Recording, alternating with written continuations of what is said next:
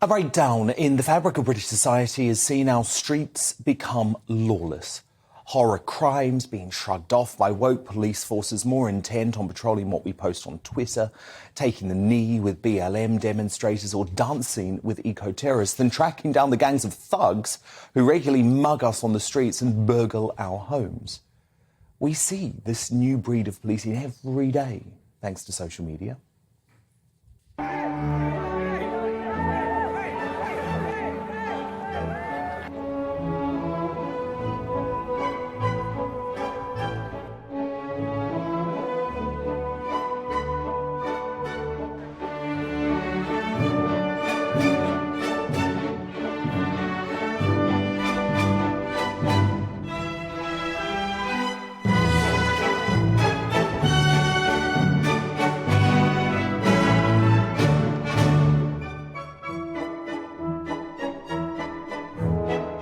I posted something that he posted. You come to arrest me, you don't arrest him. Why has it come to this?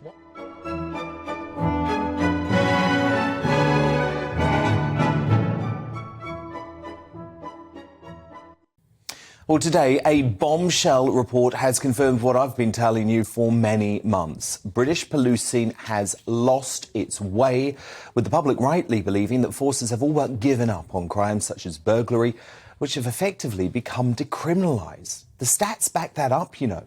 Only 3.5% of reported residential burglaries, 6.3% of reported robberies and 4.1% of reported thefts were solved in the year to March. That is an astonishing indictment. And this damning verdict comes from a man who knows what our police should be doing. The former Detective Chief Inspector David Spence, now head of crime and justice at the Policy Exchange think tank, revealed the detection rates are so low that a lot of the public feel like burglary and robbery have been decriminalised because the chances of getting caught are so low now. That cannot be right. He added, if the past few years have shown us anything, it is that British policing has lost its way. An overhaul of police leadership is needed, which is capable of delivering for the public.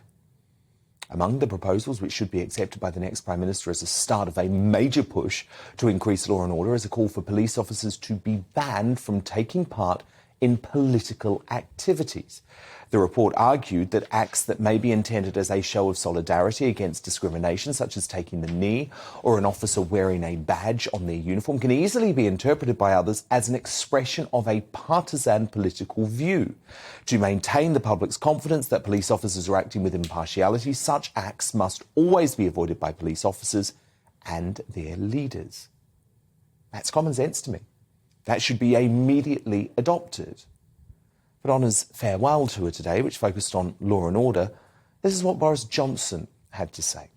I just seen them. I tell you what, just seen a bunch of police officers who woke quite a lot of drug dealers this morning, and they woke them long before they were expecting to have their breakfast. They woke them with warrants, and they woke them with the news that they were under arrest for causing misery in the communities of London. And that's what I want the police to do. That's what Pretty wants them to do. I thank them for what they're doing. They do an absolutely fantastic job.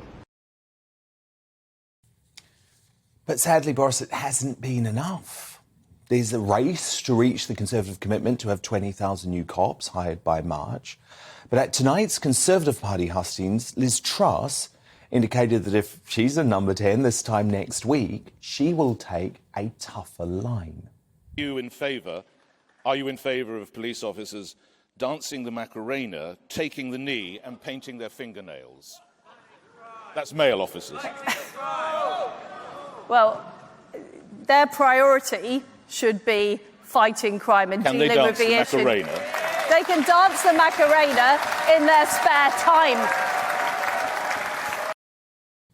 That's what I want to hear.